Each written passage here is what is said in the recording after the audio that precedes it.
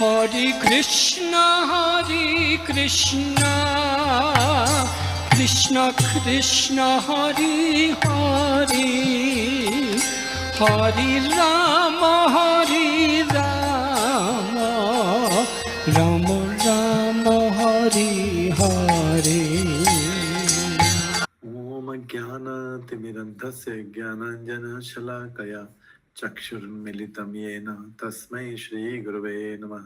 श्रीचैतन्यमनोभीष्टं स्थापितं येन भूतले स्वयं रूप कदा मह्यं ददाति स्वपदान्तिकं।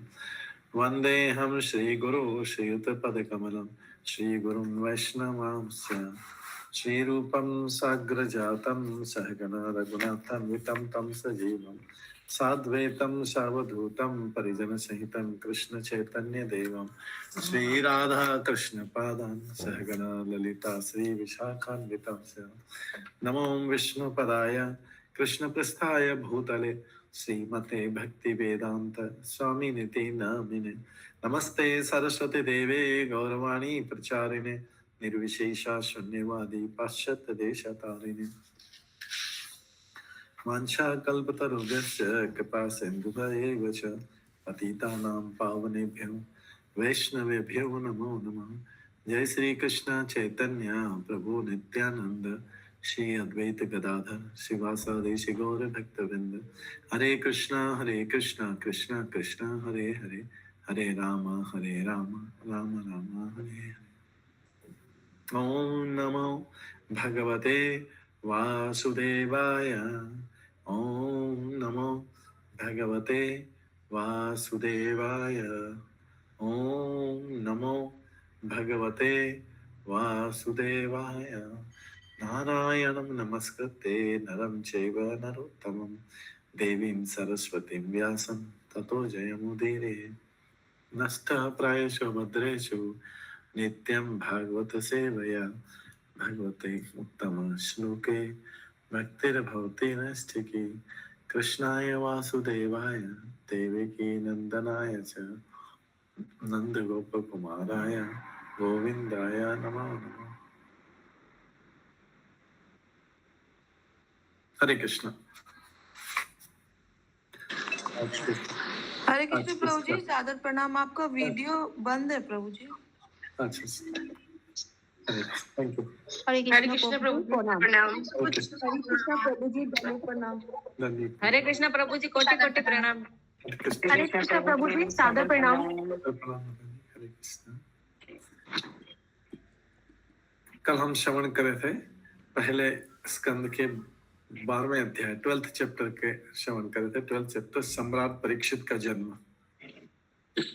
सम्राट परीक्षित जो थे युधिष्ठिर महाराज के पौत्र थे। हरे कृष्ण प्रभु जी दंडवत प्रणाम। सम्राट युधिष्ठिर के पुत्र थे और इनका जन्म का पहले भी हम वर्णन कर चुके हैं पिछले अध्याय में भी। अभी इसका ये चैप्टर जो स्पेशली उनके जन्म के ऊपर आ रहा है, क्योंकि फाइनली इसके ऊपर एक पूरा अध्याय क्यों दिया हुआ है। फाइनली ये सम्राट परीक्षित ही इस पृथ्वी पर भागवतम लाने का श्रेय इन्हीं सम्राट परीक्षित को मिलेगा। इसलिए इसके ये भगवान के बहुत महान भक्त, इन महान भक्त होने के कारण इनका भागवतम में बहुत महत्व है। आगे हम देखेंगे कि सारी कथा, ये जो सुखदेव गोस्वामी कथा सुनाएंगे, सारी कथा परीक्षित महाराज सुनेंगे और दूसरे भक्त भी रहेंगे, लेकिन मुख्य श्रोता यही रहेंगे और ये ही बहुत सारे प्रश्न पूछेंगे। फिर ये सुखदेव गोस्वामी जो परीक्षित महाराज को कथा सुनाई है, इसी कथा को आगे नैमिषारण्य में, उसके सैकड़ों वर्ष बाद नैमिषारण्य में सूत गोस्वामी शौनकादिक ऋषियों को सुनाएंगे। इसलिए परीक्षित महाराज का जन्म इम्पोर्टेंट है। हमने श्रवण किया था कि परीक्षित महाराज की माता के गर्भ में जब परीक्षित महाराज थे तो किस प्रकार से भगवान ने स्वयं अंगूठा भर ऊंचा ऐसा शरीर धारण किया और अपने श्यामवर्ण रूप में पीतांबर मुकुट पहने ये बालक ने गदा घुमा घुमा के, गदा से लेके घूम के गर्भ के अंदर उनकी रक्षा की थी। ये भगवान को दर्शन किए परीक्षित महाराज ने स्वयं देखा कि किस प्रकार से भगवान गर्भ माता के गर्भ में अंदर घूम रहे हैं। उनको उस समय पता नहीं था कि मेरी रक्षा कर रहे हैं।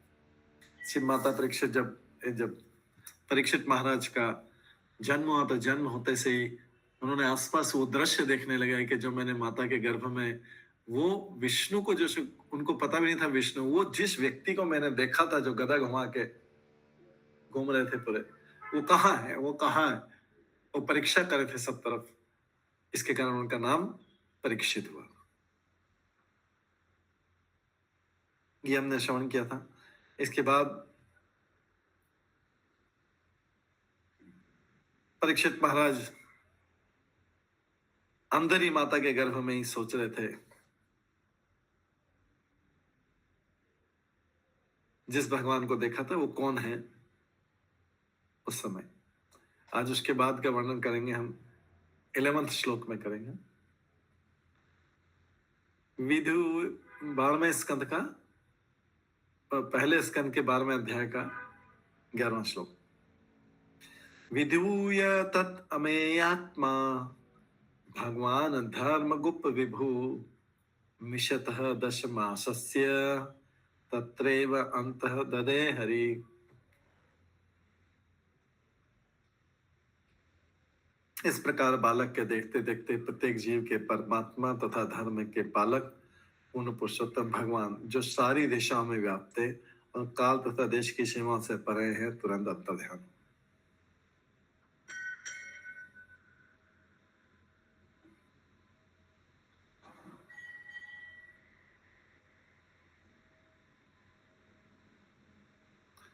बालक के देखते देखते प्रत्येक जीव के परमात्मा तथा धर्म के पालक पूर्ण पुरुषोत्तम भगवान, जो सारी दिशाओं में व्याप्त हैं और काल तथा देश की सीमाओं से परे हैं, तुरंत अंतर्ध्यान हो गए। अंदर देखते देखते ही अंतर्ध्यान हो गए। गर्भ में देखते देखते अंतर्ध्यान हो गए। क्योंकि भगवान अंतर्ध्यान क्यों हुए? भगवान ने अपना कार्य पूरा कर लिया। भगवान उनकी माता के गर्भ में, परीक्षित की माता के गर्भ में इसलिए प्रवेश किया था कि परीक्षित के, जब परीक्षित गर्भ में थे तो उनकी पूरी तरह से रक्षा हो सके। जब रक्षा हो गई, वो प्रक्षेपास्त्र जो था वो न्यूट्रल हो गया, उसका प्रभाव खत्म हो गया, तो भगवान अपना काम करके चले गए। फिर से माता के गर्भ में ही रहे परीक्षित माता गर्भ में। अब जाके बता रहे हैं कि अब परीक्षित का जन्म होता है। तो जन्म होते से ही उस गर्भ में जो दृश्य को देखा था, उस भगवान को ढूंढ रहे थे। लेकिन भगवान तो अंतर ध्यान हो गए थे रक्षा करने के बाद। तो बालक परीक्षित कोई ऐसे जीव को नहीं देख रहे थे जो देश तथा काल से बंधा रहता है, वो भगवान को देख रहे थे और भगवान अंतर ध्यान हो गए। तो यहां भगवान को बोला गया है, भगवान जो है देश और काल की सीमाओं से परे हैं। भगवान भारत में उत्पन्न होते हैं, वृंदावन में उत्पन्न होते हैं, द्वारका में जाते हैं, मथुरा में जाते हैं, मथुरा में जन्म लिया, फिर वृंदावन गए, फिर द्वारका। ऐसा नहीं कि भगवान खाली इंडिया के भगवान है या खाली हिंदू धर्म के भगवान है। ये कृष्ण जो है न तो इंडिया के भगवान है न हिंदू धर्म के भगवान। वास्तव में वो सभी के लिए भगवान है, सभी के लिए भगवान है। तो कई लोग उसको कृष्ण के नाम से पुकारना नहीं चाहते हैं, तो ठीक है, कोई बात नहीं, कृष्ण के नाम से नहीं पुकारेंगे। तो उनके नाम तो कितने हैं? उनके नाम गोविंद है, गोपाल है, मधुसूदन है, माधव है, पार्थ सारथी है, राधा गोपीनाथ है, राधा गोविंद है, राधा मदन मोहन है, राधा गिरिधारी। इसके उनके करोड़ों नाम है। कोई किसी भी नाम से पुकार सकता है उनको, किसी भी नाम से पुकार सकता है उनको,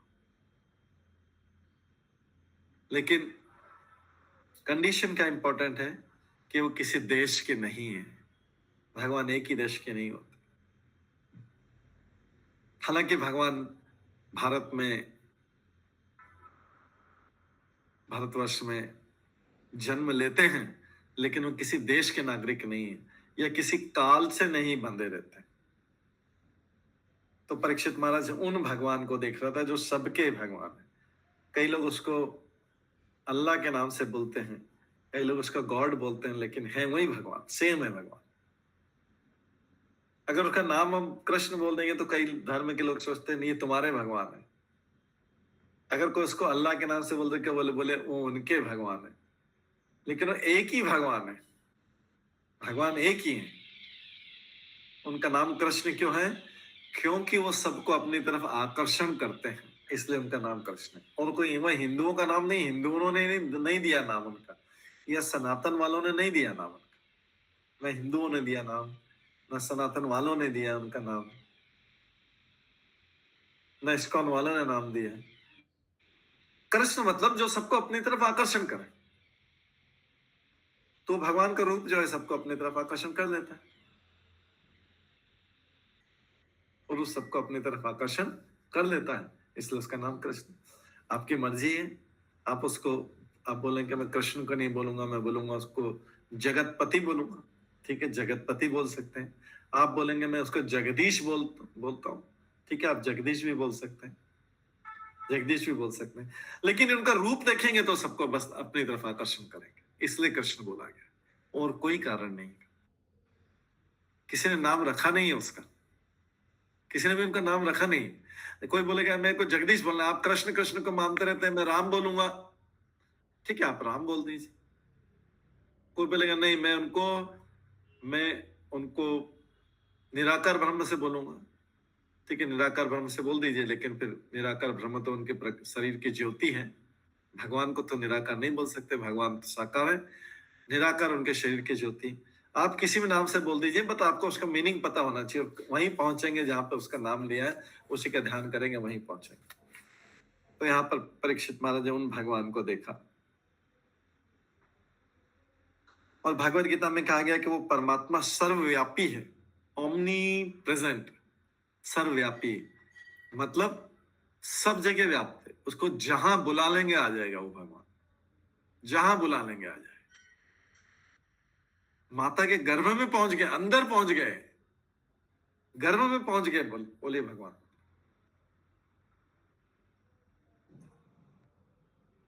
कण क्यों पहुंच गए? कणकण में है वो, बस अपने रूप में आना है उनको, कणकण में है वो भगवान।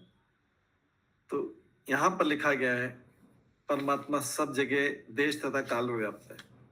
अगर आप उनको जंगल में भी पुकारेंगे तो वहां पे भी आ जाएंगे, जो जहां पुकार लेगा उनको वहां पे आ जाएंगे। वैसे वो चुपचाप रहते हैं तो परमात्मा के रूप में रहते हैं, न्यूट्रल, उदासीन, लेकिन जब जीव उनको याद करता है तो वो फिर अपने असली रूप में आ जाते हैं, अपने रूप में आ जाते हैं। पुकारेगा तो कोई उस रूप में आ जाएंगे, जिस रूप में उनको पुकारेगा वो उस रूप में आ जाएंगे। भगवान से बोलो कि मेरे को दो रूप में आपका दर्शन दो, अगर भक्त है तो भगवान दो रूप में दर्शन करने आ जाएंगे, दो भुजाओं वाले रूप, दो भुजाओं वाले रूप में आ जाएंगे, द्विभुज रूप। कोई बोलेगा भगवान आपको चतुर्भुज रूप देखना है तो भगवान चतुर्भुज रूप में दर्शन दे देंगे। कोई बोलेगा मेरा आपको हजारों हजारों हजारों हजारों भुजाओं वाले रूप में दर्शन करना है तो भगवान उसमें रूप में दे देंगे। अर्जुन ने भगवान से बोला क्या मेरे को आपका विराट रूप देखना है, 11वें अध्याय भागवत गीता के 11वें अध्याय में, मेरे को आपका विराट रूप देखना है। भगवान ने बोला ठीक है विराट रूप दिखा देता हूँ। अर्जुन ने प्रार्थना की, विराट रूप देख के तो डर गए, अरे भगवान की तो हजारों भुजाएं, किसी से अग्नि निकल रही, किसी से में जल है, किसी में जीव मृत्यु होकर भगवान के शरीर में पैर कर रहे हैं, कोई जीव बाहर निकल रहे हैं, कभी किसी मुंह से पानी निकल रहा है, किसी दूर से देवता, हजारों मुंह देख के बोला कि भगवान ये तो मेरे को रूप देख के डर लग रहा है, अब तो आप फिर से अपने रूप में आ जाए। तो भगवान फिर चतुर्भुज रूप में आ गए।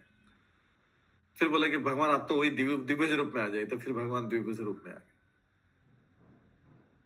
तो जो जिस तरीके से ये था मां प्रपद्यन्ते ताम सतते भजामि हम, जो जिस प्रकार से मेरी भक्ति करता है उस भाव में मैं उनको दर्शन देता हूं। अतः वे बालक परीक्षित की माता के गर्भ में भी आ गए थे, उनको विष्णु रात भी बोलते हैं क्योंकि विष्णु के रूप में उन्होंने रक्षा की। तो जो धर्मात्मा है, जो शरणागत है, भगवान उसकी रक्षा करते हैं। जो भगवान की शरण में जाएगा उसी की तो रक्षा करेंगे भगवान। जो बोलेगा मैं अपनी रक्षा कर सकता हूं, तो फिर उसकी रक्षा नहीं करेंगे भगवान। भगवान सोचेंगे ये तो शरणागत नहीं, इसको तो ये अपनी रक्षा करना जानता है, तो मैं क्यों करूं फिर।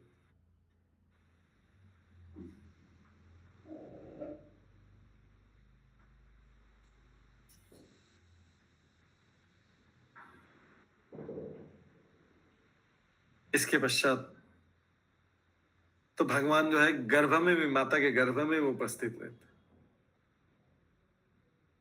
आगे आएगा कि जीव माता के गर्भ में भगवान से प्रार्थना करता है कि मेरे को इस उल्टी लटकी हुई अवस्था से निकाल दो, मैं बहुत दुख पा रहा हूं। मैं माता के गर्भ से जब जन्म लूंगा, बाहर आऊंगा, तो मैं आपकी सेवा करूंगा। बहुत प्रार्थना करता है। कोई पुण्यवान जीव होता था, उसके समझ में आ जाता है कष्ट जो माता के गर्भ में उसको कष्ट मिलते हैं। बच्चा उल्टा लटका हुआ रहता है, उसका सिर नीचे रहता है, पैर ऊपर रहते हैं। इस अवस्था में बहुत कष्ट पाता है।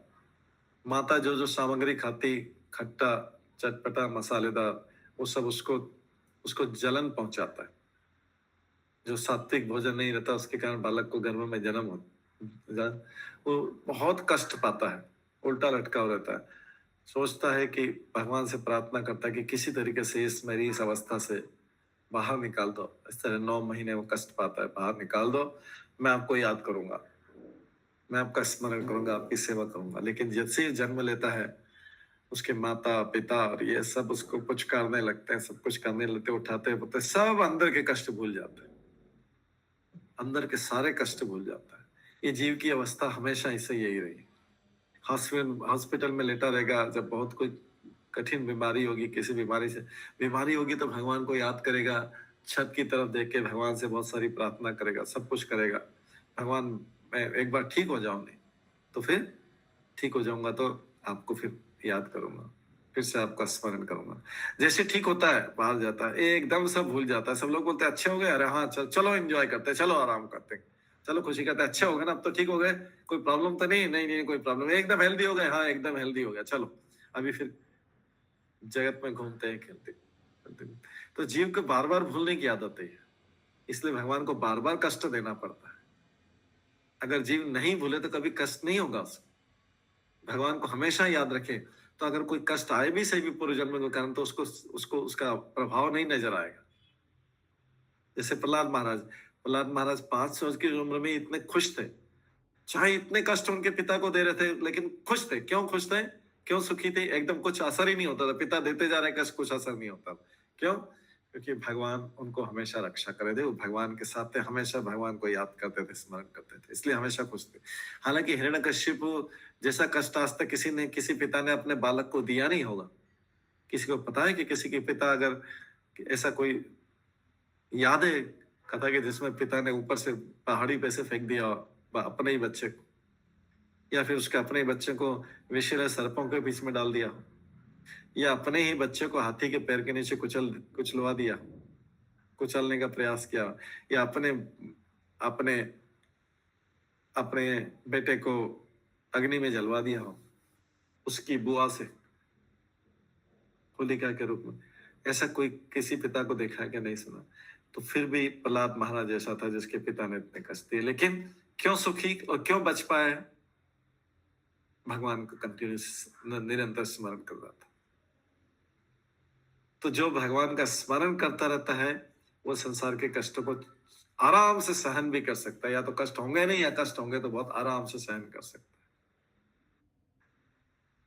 हम जैसे जीव क्या हैं, सब लोग कष्ट आया, भगवान को याद किया, अगर भगवान ने कुछ ठीक भी कर दिया, बस एकदम खुश हुए, फिर घूमने फिरने ऐश्वर्य करने लगे, भूल जाते हैं कि भगवान ने बचाया था, हमने भगवान से प्रार्थना की थी। ऐसे ही माता के गर्भ में शिशु ऐसे कष्ट पाता है, पूरा 9 महीना कष्ट के होते हैं उसको, बहुत कष्ट पा के प्रार्थना करता है। जो थोड़ा समझदार जीव होता है, पापी जीव प्रार्थना नहीं करता है, उसको याद ही नहीं आता है। लेकिन इस जो जीव भक्त रहता है, उसको 100 जन्मों का याद, जो जितना पुण्यवान रहेगा उसको उतने ज्यादा जन्म का याद आएगा। तो अच्छी तरीके से अंदर से प्रार्थना करके निकलता है। जो अच्छा जीव होता है। लेकिन जो पापी जीव होता है वो कुछ करेगा, ऐसे तो भगवान याद ही नहीं आएंगे। बाई चांस आदमी कहीं बहुत सारे प्रॉमिस करके आ जाएगा, वचन दे के आ जाएगा, लेकिन बाहर आते ऐसे सब भूल जाएगा। ये माता के जन्म कथा है जो 5वें स्कंद में आती है कि उसमें जन्म की क्या, जंतु जीव जो है वहां पे क्या क्या प्रार्थना करता है भगवान से। तो यहाँ पे तो जो है परीक्षित महाराज को तो सब कुछ, परीक्षित महाराज को तो भगवान ने, क्योंकि पांडवों के वंश में आए थे तो बचपन से ही धार्मिक था। जो परीक्षित महाराज तो बचपन से ही उसको प्रभाव मिला था धार्मिक का, तो वो जो है उस भगवान को ढूंढ रहा है जो गर्भ में दर्शन दिए थे।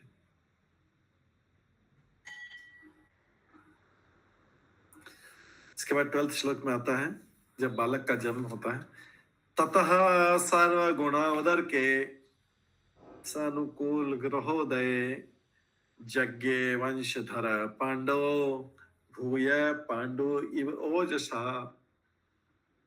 तत्पश्चात जब क्रमशः सारी राशि तथा नक्षत्रों से शुभ लक्षण प्रकट हुआ है, तब पांडु के उत्तराधिकारी ने जन्म लिया। कौन पांडु का उत्तराधिकारी कौन था? पांडु के उत्तराधिकारी पांडव थे और पांडव के बाद आया परीक्षित। तो जो पराक्रम में उन्हीं के समान होगा। तो यहाँ पे परीक्षित महाराज का जन्म होता है। सारे ग्रह और नक्षत्र शुभ लक्षण में क्यों हो जाते हैं? हमारा जन्म होता है तो ग्रह नक्षत्र में पंडित जी ढूंढते हैं कौन से नक्षत्र में जन्म हुआ, कौन से ग्रह में जन्म हुआ, अरे ये तो बहुत खराब है, ये तो खराब नक्षत्र ग्रह में जन्म हुआ, तो फिर हमारा जन्म बेकार हो जाता है। लेकिन परीक्षित महाराज जैसे भगवान के भक्त जन्म लेते हैं तो सब ग्रह और नक्षत्र क्या होते हैं? अच्छी अच्छी जगह पे चले जाते हैं, अच्छी अच्छी जगह पे चले जाते हैं।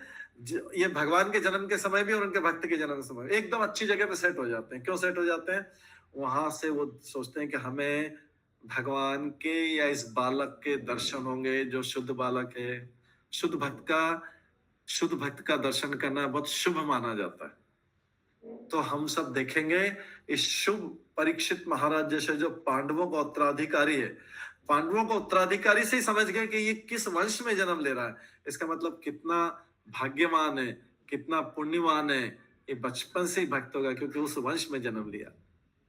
तो वो सब ग्रह नक्षत्र अपने अपने बेस्ट पोजीशन पे चले जाते हैं और फिर वहां से इस बालक को दर्शन देते हैं। तो जो भगवान का भक्त होता है उसको ग्रह नक्षत्र को देखने की जरूरत नहीं पड़ती, फिर भी ज्योतिषी को दिखा देते हैं, वो सब अच्छा ही बोलता है। जैसे कृष्ण की जन्मपत्री में वो बोला सब अच्छा है, महान है। चैतन्य महाप्रभु जन्म लिया, वो भी बहुत अच्छा, बहुत महान है। तो ऐसे भगवान के भक्त भी होते हैं, तो उनका जन्म होता है तो सारे ग्रह नक्षत्र अपनी बेस्ट पोजीशन पे आ जाते हैं, बेस्ट पोजीशन पे आ जाते हैं और वहां से देखते हैं, अच्छी दृष्टि डालते हैं और देखते हैं। वहां से जब देखते हैं तो किस लिए देखते हैं? कि हमें भी ऐसे शुद्ध भक्त के दर्शन हो जाए जिसका जन्म हो रहा है। एक तो भगवान के जन्मदिन पे वो आ जाते हैं, भगवान के जन्म पे आ जाते हैं, सारे ग्रह नक्षत्र अच्छी पोजीशन पे आ जाते हैं, और एक भगवान के भक्त के जन्म पे भी अच्छी पोजीशन पे आ जाते हैं। देखते हैं, दर्शन देंगे। जैसे हमको कहीं पे मूवी हॉल में जाते हैं, स्टेडियम में कोई जाएगा तो स्टेडियम में जाके कहाँ बैठते हैं? जहां से सारे प्लेयर नजर आए। स्टेडियम में बैठना तो सारे प्लेयर्स एकदम पूरे अच्छी तरह, ऐसा नहीं कि साइड में आधे प्लेयर, आधे खिलाड़ी नजर आए, आधे नहीं है। ऐसी जगह कहाँ जगह पे बैठते हैं स्टेडियम में? अगर हमको चॉइस होता है एकदम जगह बैठते हैं जहां से पूरा सब साफ दिखाई दे। या मूवी में भी, मूवी हॉल, सिनेमा हॉल में भी सब कुछ अच्छा एकदम क्लियर दिखाई देना चाहिए, सब साइड का नहीं दिखाना चाहिए, एकदम क्लियर। ऐसी ग्रह नक्षत्र भी आके, ग्रह नक्षत्र भी देवता है, ये आके अपने अपने पोजीशन पे बैठ जाते हैं और क्या हमारे हमको दर्शन होना चाहिए ऐसे बालक के परीक्षित में। तो ऑटोमेटिकली उसकी जन्म पत्री तो एकदम ही शुभ हो गई, एकदम अच्छी हो जाती, कुछ करने की जरूरत ही नहीं। उसका हॉरोस्कोप बनाएंगे तो सब अच्छा आएगा। जैसे भगवान कृष्ण का जन्म हुआ तो हॉरोस्कोप बनाया, गर्ग मुनि ने बोला ये तो पहले भी नारायण, ये तो नारायण है, पहले वासुदेव का जन्म लिया था, पहले ये थे, सतयुग में भी इनका जन्म हुआ है, त्रेता युग में भी हुआ, द्वापर युग में भी हुआ, कलयुग में भी होगा, ये पीत वर्ण के रूप में आते हैं, और ऐसा करके सारा अच्छा बता देते। तो यहाँ पे बोलते पराक्रम में, वीरता में उनके समान ही होगा। सारी राशि तथा नक्षत्रों से शुभ लक्षण प्रकट होने आए। तो जीव पर ग्रह नक्षत्र का प्रभाव कोई कल्पना नहीं है। हर जीव पे ग्रह नक्षत्र का प्रभाव पड़ता है। हर जीव पे ग्रह नक्षत्र का प्रभाव पड़ता है। लेकिन अगर किसी ने भक्त के रूप में जन्म लिया है तो सारे ग्रह नक्षत्र उसके फेवर में होंगे, उसके ऊपर अच्छा प्रभाव डालेंगे। जिसने इतने अच्छे पाप, जिसने इतने अच्छे कर्म नहीं किए होंगे, उसको ग्रह नक्षत्र उतने अच्छे नहीं मिलेंगे, तो उसके कारण कष्ट हो सकता है। लेकिन भगवान का जो भक्त है वो इन कष्टों को, अगर हो भी आगे जाके भक्त बन जाए तो उन कष्टों को सहन कर लेगा। ग्रह नक्षत्र का प्रभाव उन लोगों के लिए जो भगवान की भक्ति में कुछ भी नहीं है, तो प्रभाव सबके लिए, लेकिन जो भगवान की भक्ति नहीं करते हैं उनके ऊपर इसका, उनको पूरा ध्यान रखना पड़ता है ग्रह नक्षत्र।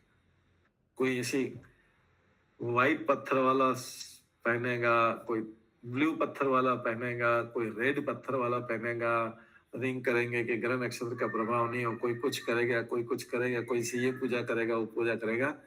ये सब इसलिए करना पड़ती है कि भगवान को नहीं मान रहे, इसलिए करना पड़ता। जो भगवान को मानते हैं तो भगवान उनके प्रभावों को कम कर देते हैं, ग्रह नक्षत्र के प्रभाव को। या जो जन्म से ही शुद्ध भक्त है उनके ऊपर तो वो चिंता ही नहीं करते इस बात की कि किस ग्रह किस नक्षत्र में हुआ था। चैतन्य महाप्रभु का जन्म तो ग्रहण के समय हुआ था। चैतन्य महाप्रभु जो भगवान स्वयं भगवान कृष्ण है, ग्रहण के समय हुआ था। ग्रहण तो अशुभ माना जाता है, लेकिन उनका जन्म ग्रहण, उन्होंने ऐसे विचार किया कि मेरा जन्म ग्रहण के समय होना चाहिए। क्यों? जिससे क्या है कि लोग ग्रहण के दिन गंगा स्नान या यमुना स्नान, अच्छी नदी में स्नान करेंगे और भगवान का नाम लेंगे। तो चैतन्य महाप्रभु चाहते थे कि मेरा जब जन्म हो तो सब लोग भगवान का नाम ले, तो उन्होंने ग्रहण करवा दिया। ग्रहण के बाद जब खत्म होने लगता है, तो पहले से प्राचीन प्रथा भी थी, अभी भी है, कि लोग ग्रहण के बाद तुरंत बाद गंगा में स्नान, यमुना में नदी स्नान करते हैं, भगवान का नाम लेते हैं। या कई लोग सूर्य ग्रहण के समय कुरुक्षेत्र जाते हैं। तो भगवान जो है, भगवान तो अपने ग्रह नक्षत्र को स्वयं एडजस्ट करते हैं। शुद्ध भक्त का भी ग्रह नक्षत्र एडजस्ट हो जाते हैं अपने आप। बाकी बचता है पापी व्यक्ति बचता है, वो फिर जिंदगी भर उसको अपने ग्रह नक्षत्र को एडजस्ट करने के लिए कभी ज्योतिषी के पास जाएगा, कभी कोई पत्थर पहनेगा, कभी कोई पत्थर पहनेगा। कई लोगों की उंगली में अलग अलग कलर के पत्थर उंगलियां भरी रहती है। इधर भी कुछ पहन लेते हैं, इधर भी कुछ बांध लेते हैं, इधर भी कुछ बांध लेते हैं, इधर भी पहन लेते हैं, अंगूठी भी भर लेते हैं, सब कुछ भर लेते हैं। उसकी वजह सिंपल तरीका है कि भगवान की भक्ति में लगे। भगवान की भक्ति में लगे तो कुछ समस्या भी आ रही तो उसको, कष्टों को भगवान सहन करने की शक्ति देते, क्योंकि भगवान को अपने भक्तों की चिंता रहती। भगवान के जो भक्त नहीं, उनकी भगवान को चिंता नहीं, दुख पाए सुख पाए वो अपना भोग रहे, क्योंकि उन्होंने कभी भगवान की तरफ देखा भी नहीं। लेकिन जो भगवान की शरण में रहते हैं, भगवान उनकी रक्षा करते हैं। जैसे राजा रक्षा करता है प्रजा की।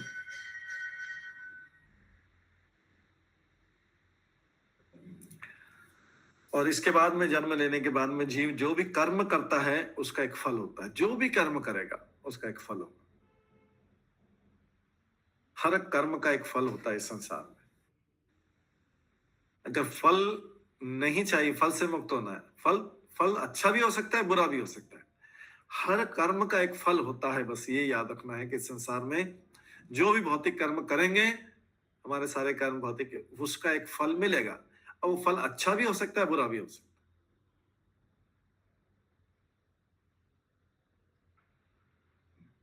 और उन कर्मों को, फलों को भोगना पड़ता है। अच्छे कर्म के से सुख मिलेगा, बुरे कर्म से दुख मिलेगा। लेकिन भगवान के भक्त होते हैं, वो सोचते हैं कि ना अच्छे में पढ़ते हैं ना बुरे में पढ़ते हैं, हम तो भगवान की भक्ति कर लेते हैं। तो भक्ति करने से फिर वो कर्म फल, उसका फल बनेगा ही नहीं। अगर कोई व्यक्ति भक्ति कर रहा है, भगवान के लिए कार्य कर रहा है, तो भगवान के लिए किए कार्य में फल ही नहीं बनता है, ना सुख वाला ना दुख वाला। तो भक्त को ना तो सुख चाहिए ना दुख चाहिए, उसको तो भगवान की सेवा का अवसर बार बार चाहिए, भगवान की भक्ति चाहिए। क्योंकि जीव के प्रत्येक कर्म से जो एक बंधन बनेगा, उसके कारण जीव के प्रत्येक कर्म से फल उत्पन्न होता है जो बंधन स्वरूप होता है। केवल वो ही कार्य बंधन से मुक्त होते हैं जो भगवान के लिए किए जाते हैं।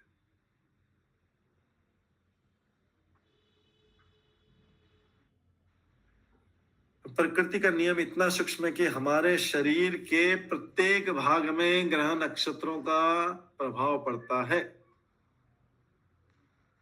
कईयों को अमावस्या के दिन कुछ विशेष प्रॉब्लम हो जाती है, कईयों को कभी कुछ विशेष प्रॉब्लम हो जाती है, कहीं कुछ होता है। उनका ग्रह नक्षत्र का प्रभाव अंग अंग पे अलग अलग पड़ता है,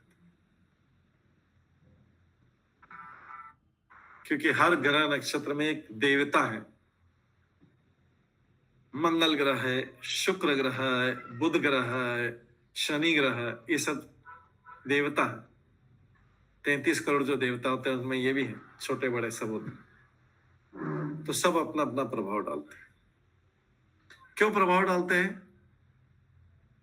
उनके पास आया हुआ है, ये पिछले कर्म जन्म में इसने ये किया था, तो शनि ग्रह का ये प्रभाव, शुक्र देव, इस गुरु का देव, ये इसने पिछले जन्म में किया था, इसको ये अच्छा देना है, इसको ये नेगेटिव देना, इसको देना। सबको अपना अपना इसलिए काम करना पड़ता है जीव को नियंत्रित करने के लिए, क्योंकि उनके पास पिछले जन्म का चार्ट आ जाता है कि इसको ये करना है, इसको ये करना है, इसको ये करना है, इसको ये दुख देना है, इसको ये सुख देना है, इसको ये दुख देना है, इसको ये सुख देना है। तो उसके कारण वो प्रभाव डालते रहते हैं। लेकिन जो व्यक्ति भगवान की शरण में चले जाता है, वो सारे प्रकार के पिछले पूर्व जन्मों के कर्म फलों से मुक्त हो जाता है। अगर पूर्ण शरणागत कर ले तो, अगर धीरे धीरे शरणागत करेगा तो धीरे धीरे उसका प्रभाव जाएगा। जितना ज्यादा शरणागत, उतना ग्रह को नक्षत्र का प्रभाव कम होता जाएगा।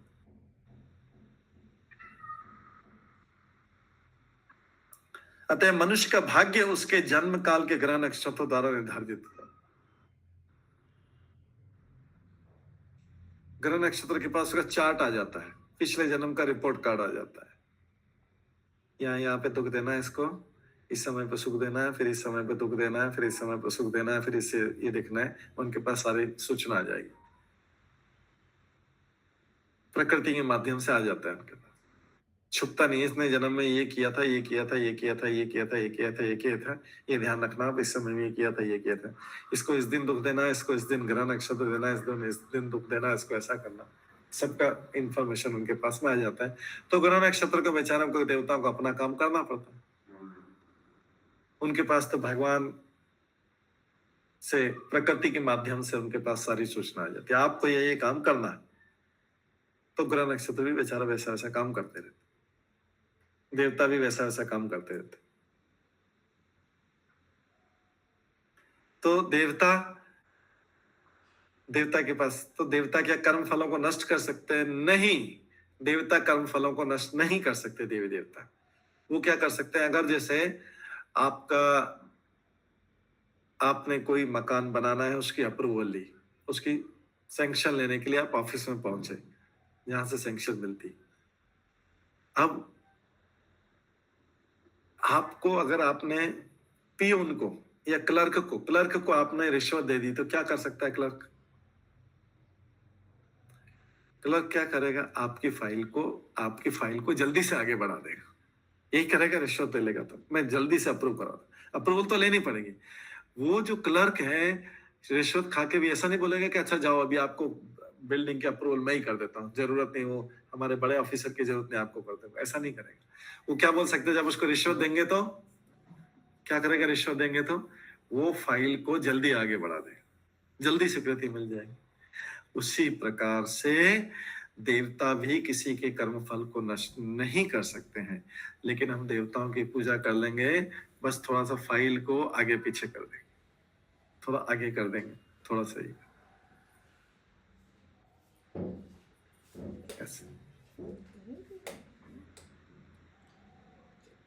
तो जैसा उन्होंने बताया, हरि नाम जो है, हर भगवान का नाम सभी ग्रह नक्षत्रों को खत्म करने में सक्षम है।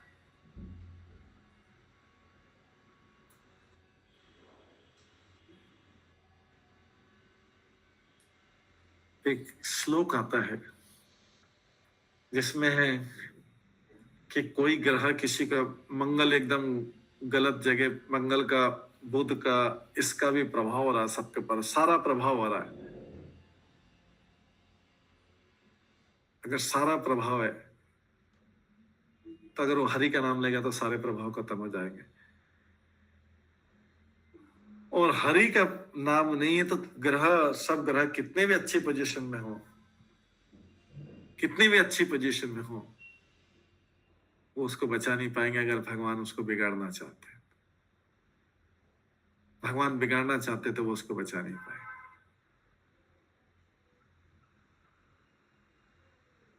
भगवान किसी का बिगाड़ना चाहे तो ग्रह नक्षत्र अच्छी अच्छी पोजीशन पे बैठे हैं तो भी नहीं कुछ कर पाएंगे। और अगर भगवान बचाना चाहे तो ग्रह नक्षत्र कितनी भी खराब जगह में हो, वो उसको बचा लेंगे। यहां पर महाराजा परीक्षित या भगवान शुभ नक्षत्र राशि में प्रकट हुए और एक शुभ क्षण में जन्म लेने वाले शरीर पर इन नक्षत्रों का प्रभाव पड़ता है। सबसे शुभ नक्षत्र कब होता है? सबसे शुभ नक्षत्र भगवान कब जन्म लेते हैं? कौन से नक्षत्र में? कृष्ण लेते हैं, हालांकि काली रात में जन्म लेते हैं, लेकिन सबसे शुभ नक्षत्र भगवान, ऐसा नहीं कि भगवान उसको करें, नक्षत्र से अपने आप भगवान का दर्शन करने के लिए एकदम अच्छी पोजीशन पे आ जाता है। भगवान जैसे कृष्ण रोहिणी नक्षत्र में जन्म लेते हैं, और जब भगवान जन्म लेते हैं तो उसको क्या बोलते हैं? हम जयंती बोलते हैं। जयंती मतलब जन्म लेना, इसलिए मनाते हैं ना, जयंती मनाते हैं।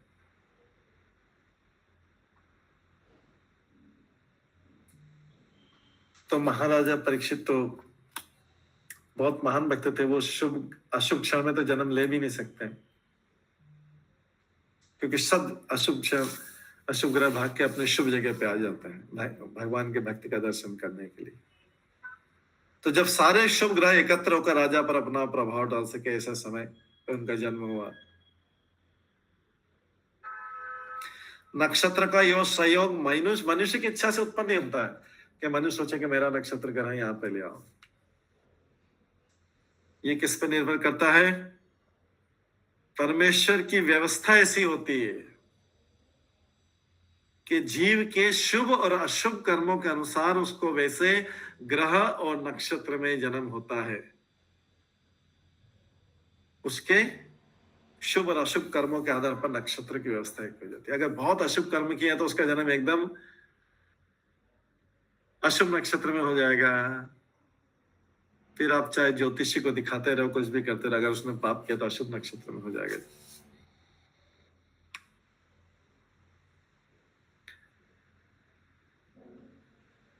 तो नक्षत्र का शुभ प्रभाव चाहिए अगर अपने बच्चे के लिए, तो क्या करना पड़ेगा? उसको समुचित वातावरण तैयार करना पड़ेगा।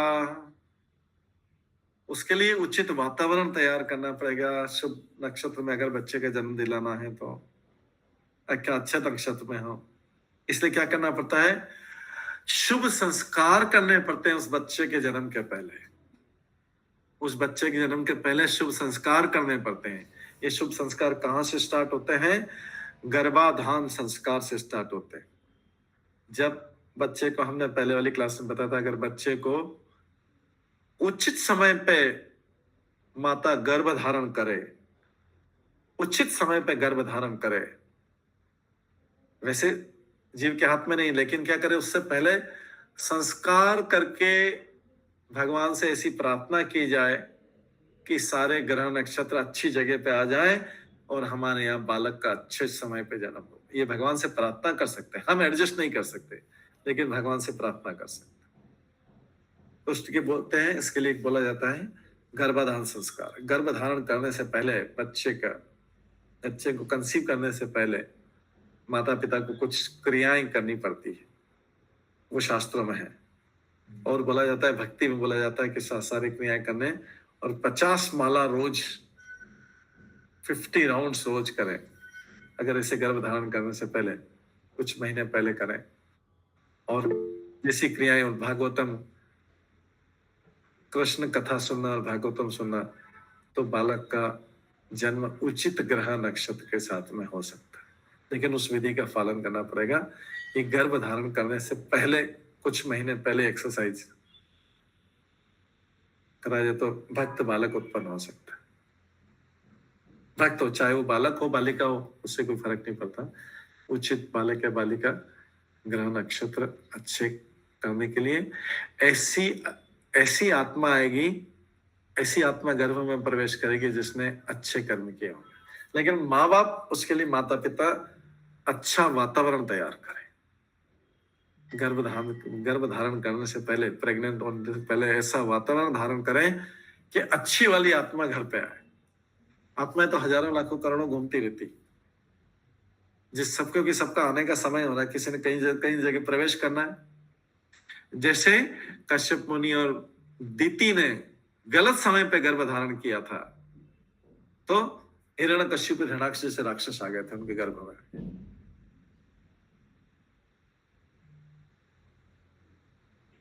तो उसके लिए उचित वातावरण है, वो शास्त्रों में उसके लिए पूरा दिया हुआ है, सब कुछ दिया हुआ है। और ऐसी ग्रंथ भी हैं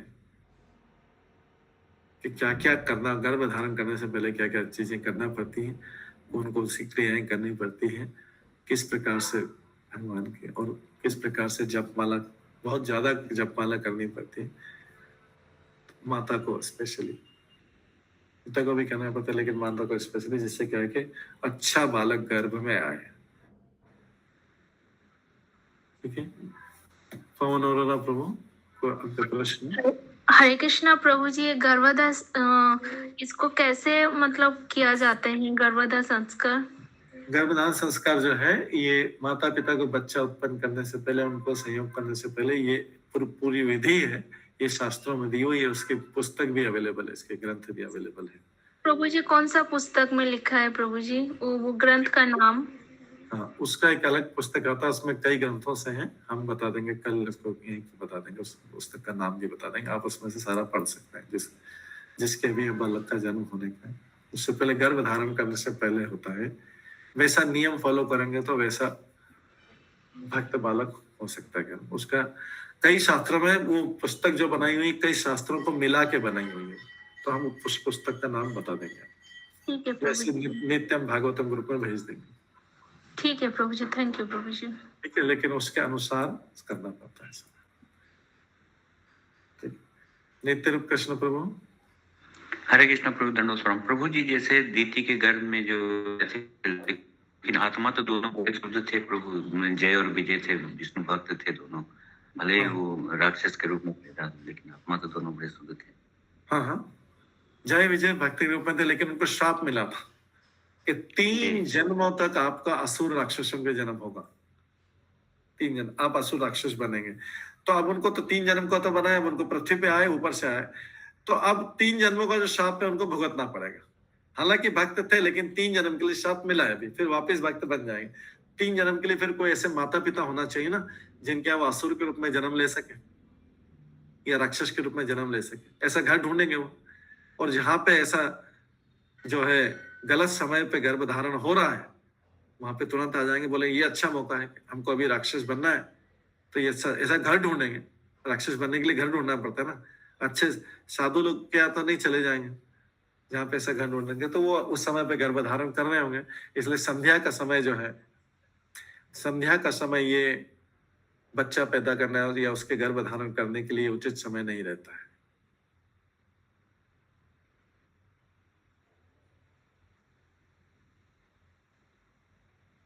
ये संध्या का समय जो रहता है, उसमें बताते हैं उस समय जहां पर ये हिरण्यकश्यप हिरण्याक्ष राक्षस का जन्म हुआ, वो संध्या के समय गर्भ धारण कर रहे थे।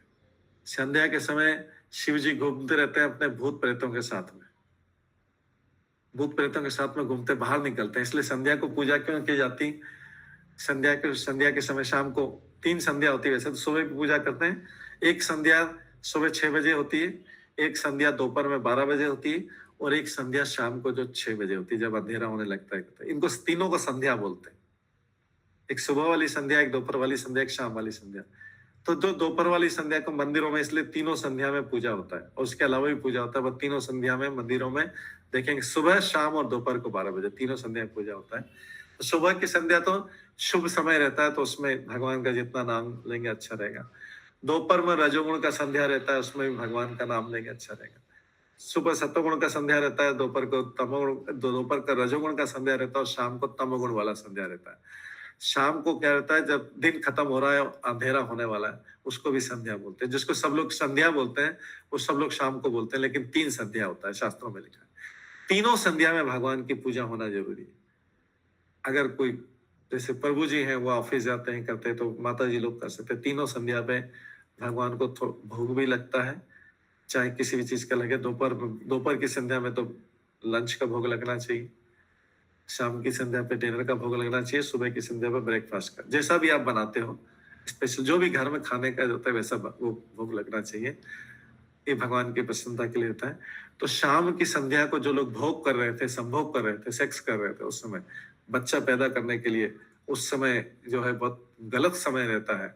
बच्चा अगर गर्भ उस समय धारण हो जाए तो भूत और प्रेत और राक्षस जैसे बच्चे उत्पन्न हो। इसलिए कई बार लोग माता पिता अपने बच्चों को बोलते हैं कि क्या है, तो भूत आ गए घर में, राक्षस आ गए। बच्चे हैं, दिखते हैं बच्चे ही हैं, लेकिन क्या हमारे घर में भूतों का जन्म सारे टाइम पूरा जो पैदा होता है इसी सब गड़बड़ होता है।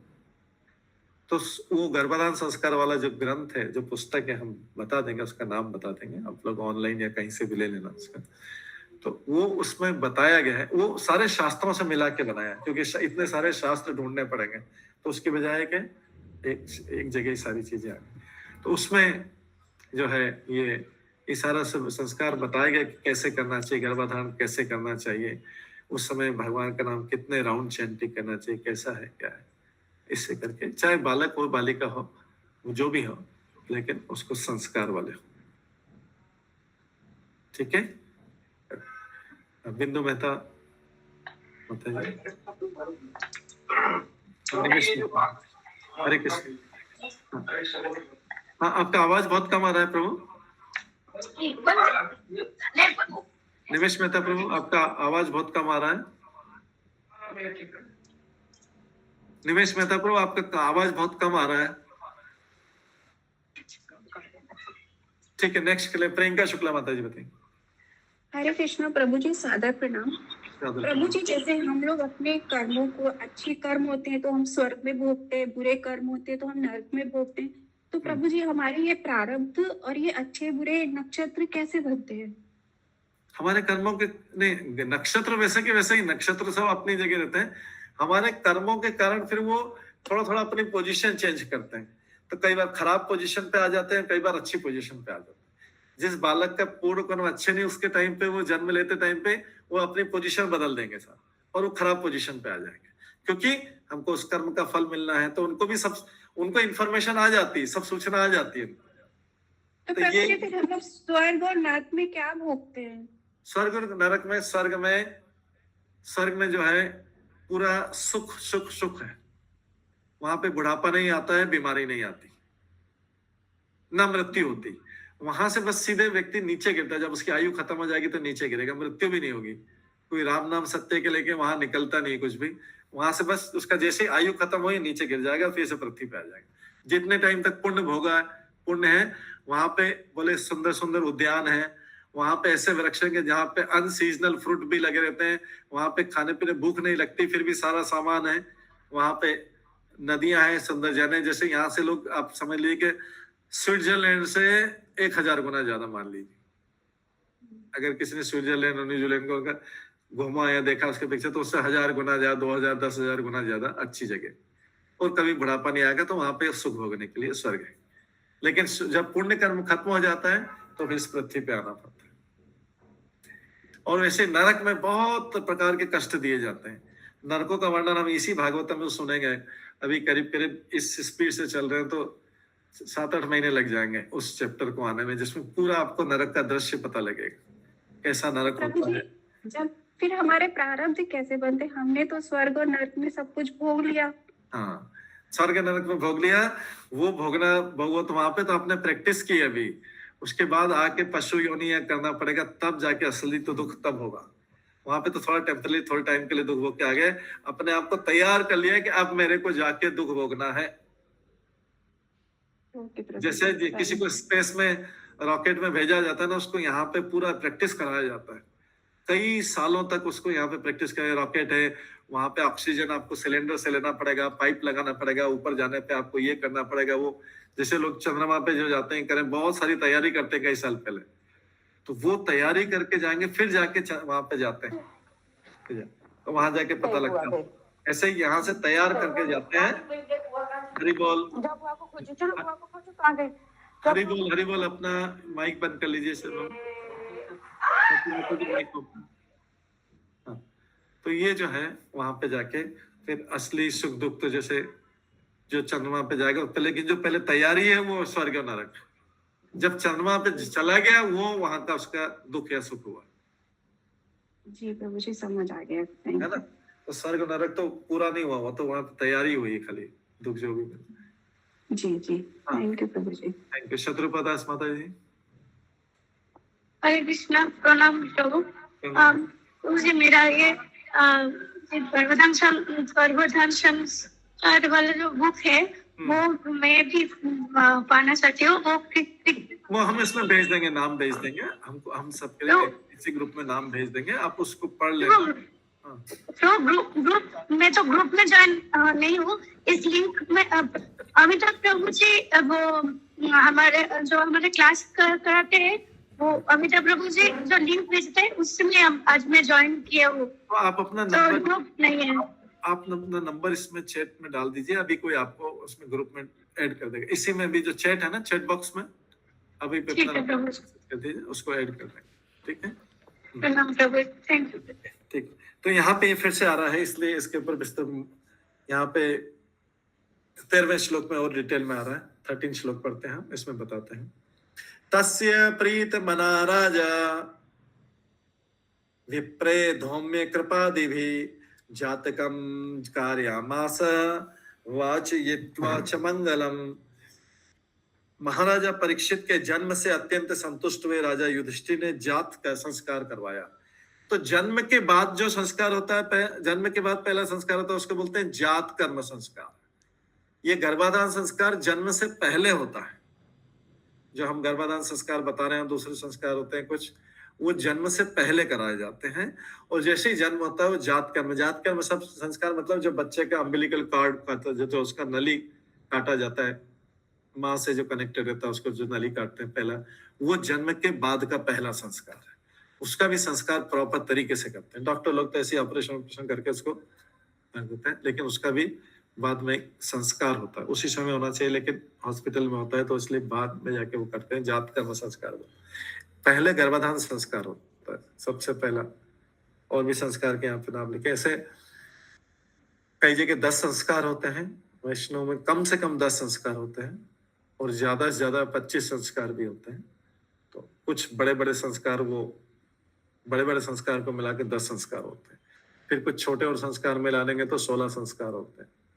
और उसके पश्चात जो है और भी थोड़ा ज्यादा संस्कार होते हैं तो 25 संस्कार हो जाते हैं। तो यहाँ पे क्या किया उन्होंने, महाराजा परीक्षित के गर्भाधान संस्कार तो उनको हो गया होगा, क्योंकि अब तो जन्म ही हो रहा है, और उनके तो गर्भ में ही, माता के गर्भ में ही भगवान विष्णु स्वयं प्रवेश कर गए बचाने के लिए। तो महाराज परीक्षित के जन्म से आते हैं संतुष्ट राजा युधिष्ठिर ने जात संस्कार करवाया। धौम्य कृपा इत्यादि विद्वान ब्राह्मणों शुभ स्त्रोतों का पाठ किया। तो यहाँ पर जो महाराज युधिष्ठिर, जब महाभारत युद्ध पूरा हो गया था तो फिर भी ये लोग थे, धौम्य कृपाचार्य, ये लोग बचे थे, ये लोग थे, उनको सारे संस्कार, पुरोहित का काम सारा ये लोग करवाते थे। वर्णाश्रम धर्म में वर्णित संस्कारों को संपन्न कराने में निपुण हो ऐसे श्रेष्ठ बुद्धिमान ब्राह्मणों की आवश्यकता है। ऐसे ब्राह्मणों की आवश्यकता है जो ये संस्कार करवाते हैं। समाज में ऐसे ब्राह्मण कम होते जा रहे हैं। अब बाकी तो सब दूसरे ब्राह्मण हो गए जिनको केवल दक्षिणा चाहिए, लेकिन ऐसे बुद्धिमान संस्कार भी जो संस्कार कराते हैं जिससे परिवार को अच्छी संतान उत्पन्न करने में सहायता मिले। जब ये संस्कार अच्छे संस्कार संपन्न नहीं कराए जाते तब तक अच्छी संतान की संभावना नहीं है। हो भी सकती अच्छी संतान, नहीं भी हो सकती, दोनों ही है। तो लेकिन क्या है कि अगर किसी के पूर्व जन्म के कर्म अच्छे नहीं है तो भी ये संस्कार करते रहने, क्योंकि संस्कार भगवान से संबंधित है। इसमें कुछ प्रकार के छोटे मोटे यज्ञ होते हैं या दूसरे प्रकार के संस्कार होते हैं, भगवान की प्रसन्नता के लिए होते हैं, जिससे अगर बालक में पूर्व जन्म में अच्छे कर्म कहीं भी रखे तो धीरे धीरे वो अच्छे कर्मों की तरफ प्रवृत्त हो। ये एक प्रयास है संस्कार कराने। अगर अच्छा ही बालक है तो फिर उसको अच्छा ही होगा पैदा, उसको संस्कार की जरूरत नहीं भी कराएंगे तो चलेगा। लेकिन किसी को पता नहीं कि अच्छा बालक है, उसके पुण्य जन्म के कर्म कैसे अच्छे हैं या बुरे, ये पता नहीं किसी को। इसलिए प्राचीन काल में सभी लोग संस्कार करवाते थे। हमें पता नहीं कि अच्छा है बुरा है, तो कई लोग बोलते थे हमने तो संस्कार कराया नहीं, हमारा तो फिर भी अच्छे संतान हुई। तो हो सकता है कि अच्छी संतान हुई क्योंकि अच्छे कर्म थे, लेकिन अगर कर्म उतने अच्छे नहीं है तो भी संस्कार का मतलब इसको बोलते हैं शुद्धिकरण प्रक्रिया, शुद्धिकरण संस्कार बोलते हैं। ये जो बोलते हैं गर्भधारण संस्कार सब इसको बोलते हैं शुद्धिकरण संस्कार। अगर बालक ने जो है पूर्व जन्म के अच्छे कर्म नहीं, फिर भी जन्म अभी ले लिया, ऑलरेडी जन्म लेने वाला है, ऑलरेडी गर्भ में आ गया है, तो उसके शुद्धिकरण के लिए किया जाता है, जिससे उसका जो पापों का प्रभाव है कम हो। ये संस्कार भी कोई कर्मकांड नहीं है, ये भगवान की प्रसन्नता के लिए किए जाते हैं, शास्त्रों में बताया गया। तो जब तक ये संस्कार संपन्न नहीं कराए जाते तब तक अच्छी संतान की संभावना नहीं है। हो भी सकता है, नहीं भी हो सकता। श्रेया माता जी का प्रश्न है। हाँ, सादर प्रणाम प्रभु जी। तो ये हम लोग भी जैसे हमारे घर में भी बच्चे होने वाले हो तो ये संस्कार पहले कराना चाहिए कि बॉर्न होने के बाद कराना चाहिए? गर्भ धारण से पहले स्टार्ट हो जाते हैं। जब गर्भ अभी धारण नहीं किया है, हाँ, गर्भ का प्लान है, बच्चे का प्लान किया है, अभी गर्भ धारण नहीं किया, तब से स्टार्ट होता है। ओके प्रभु जी। और अगर किसी ने गर्भ धारण कर ले तो फिर बाकी के संस्कार कर सकते हैं। ऐसे 10-12 होते हैं, तो कुछ जन्म के पहले होते हैं और बाकी 2-3 जन्म के पहले होते हैं गर्भ धारण करने से पहले, और बाकी जो है जो 6-7 संस्कार होते हैं वो गर्भ धारण करने के बाद में। अच्छा प्रभु जी, धन्यवाद प्रभु जी। हम एक बुक का नाम लिख देंगे जिसमें शास्त्रों से वो नित्य भागवतम में आप उसको देख सकते हैं। इसके बाद सुनीति राधिका माता जी। हरे कृष्णा प्रभु जी, सादर प्रणाम प्रभु जी। है ना, जो डिवोटी नहीं है माता पिता और वो बच्चा करना चाह रहे हैं तो फिर वो भी कर सकते हैं, अनियन दाल खाते हैं प्रभु, चाय पीते तो भी संस्कार हो सकता है। नहीं, उसमें लिखा है कि अगर नहीं खाना है तो फिर नहीं खाना पड़ेगा ना, उसको पालन करना पड़ेगा। पहले तो जो डिवोटी है उनके ये होगा फिर संस्कार। नहीं, जो अगर डिवोटी नहीं भी अगर वो उसको पालन कर रहे हैं, उस बुक के अनुसार पालन कर रहे हैं, तो वो अच्छा बच्चा उत्पन्न कर सकते हैं। ओके, अच्छा। दोनों के लिए, डिवोटी नॉन डिवोटी दोनों के लिए। लेकिन अगर उसमें कुछ ऐसे नियम लिखे हैं कि जो वो लोग पालन अभी तक नहीं कर रहे थे, तो लेकिन उनको ग्रंथ को पालन करना पड़ेगा, फिर वो नियम अभी के लिए पालन करने पड़ेंगे। अगर पहले नहीं भी कर रहे थे तो अब गर्भधारण करने से पहले उनको पालन करना शुरू करना पड़ेगा, तभी इस ग्रंथ का मतलब है, उस ग्रंथ को पालन करने का मतलब है। उस ग्रंथ को जैसा लिखा है वैसा पालन करना पड़ेगा।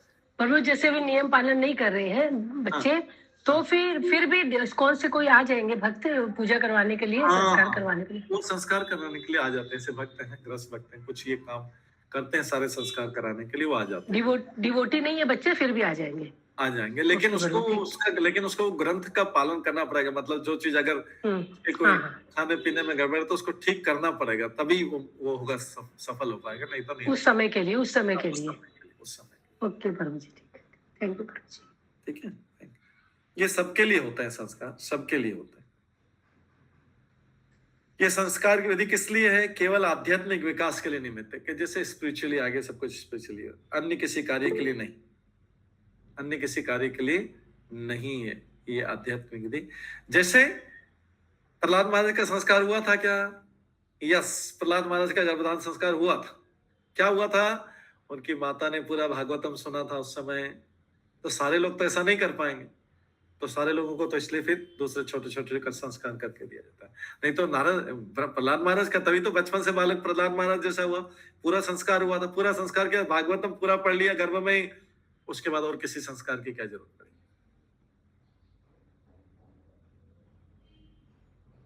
ठीक है, अगर कोई ऐसा कर सकता है कि शुरू से लेकर आखिरी तक पूरा भागवतम पढ़ रहे हैं, तो उनकी माता ने नारद मुनि से पूरा भागवतम श्रवण कर लिया था। उससे बड़ा संस्कार क्या हो सकता।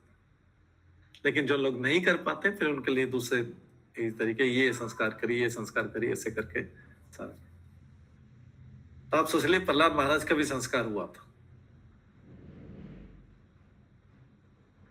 ठीक है। हाँ, नेहा माता जी ने हैंड रेज किया था। नेहा संतली माता जी।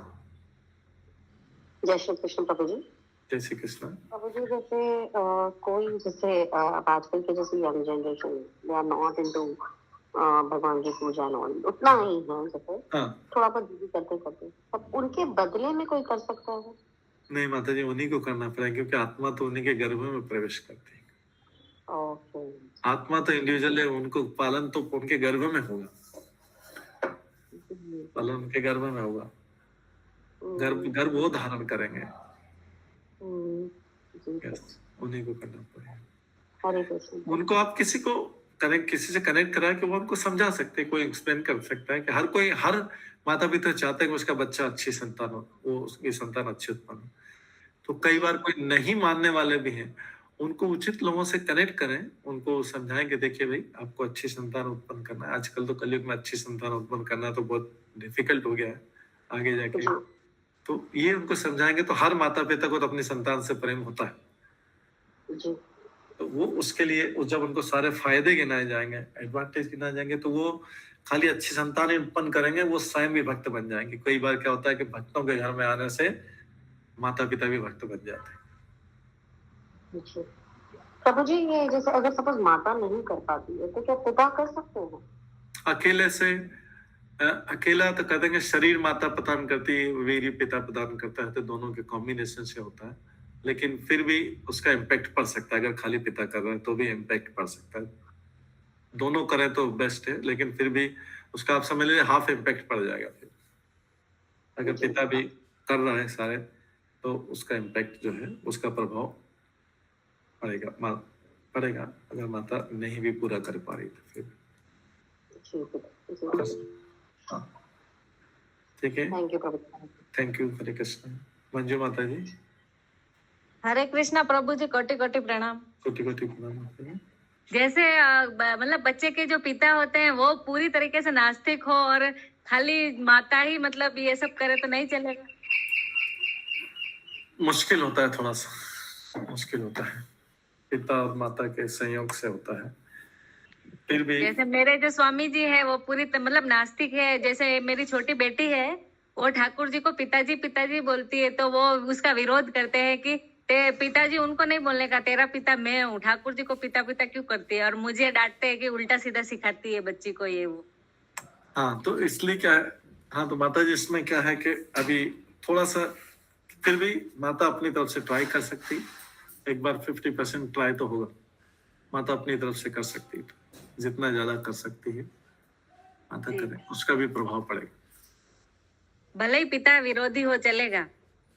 100% तो नहीं चलेगा। फिर भी माता के प्रभाव से, अगर माता का प्रभाव माता बहुत शक्तिशाली, मतलब भक्ति में बहुत शक्तिशाली है, ऐसे नहीं फिजिकल पावर में नहीं, भक्ति में बहुत शक्तिशाली, उसका प्रभाव पड़ सकता है। उसका प्रभाव पड़ सकता है। जी गुरु जी, thank you. Thank you. Hare Krishna.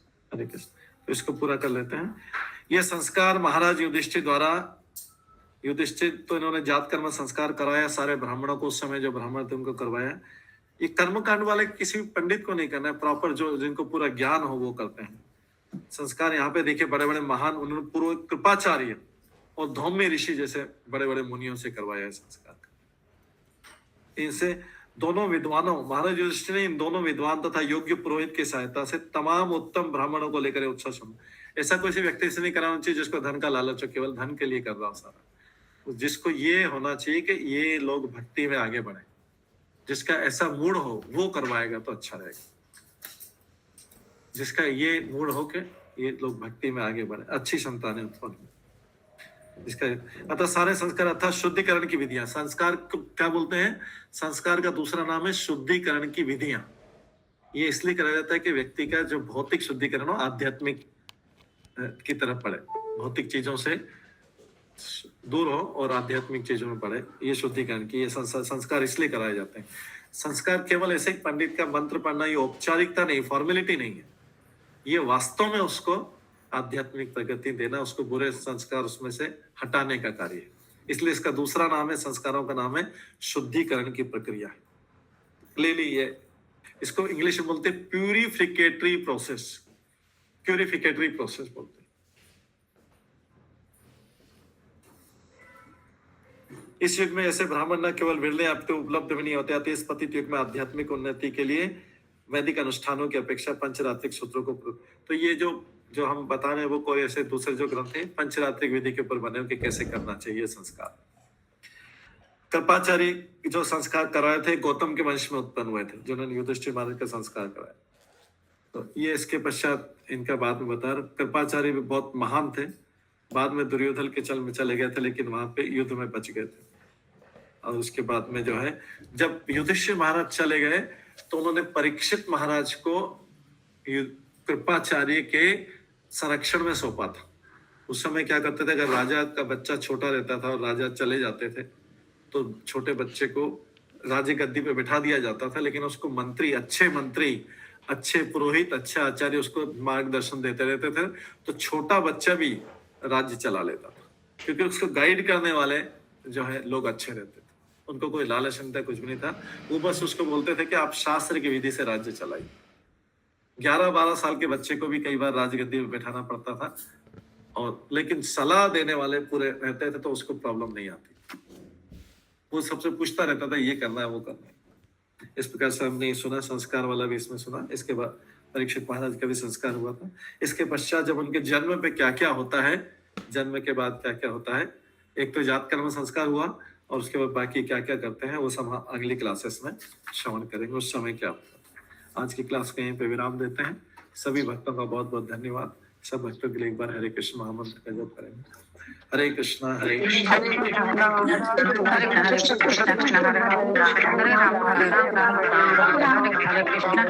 Krishna Krishna Hare Hare Hare Ram Ram Ram Hare Hare Hare Krishna प्रभु जी कोटि कोटि प्रणाम। कृष्ण कृष्ण हरे हरे हरे राम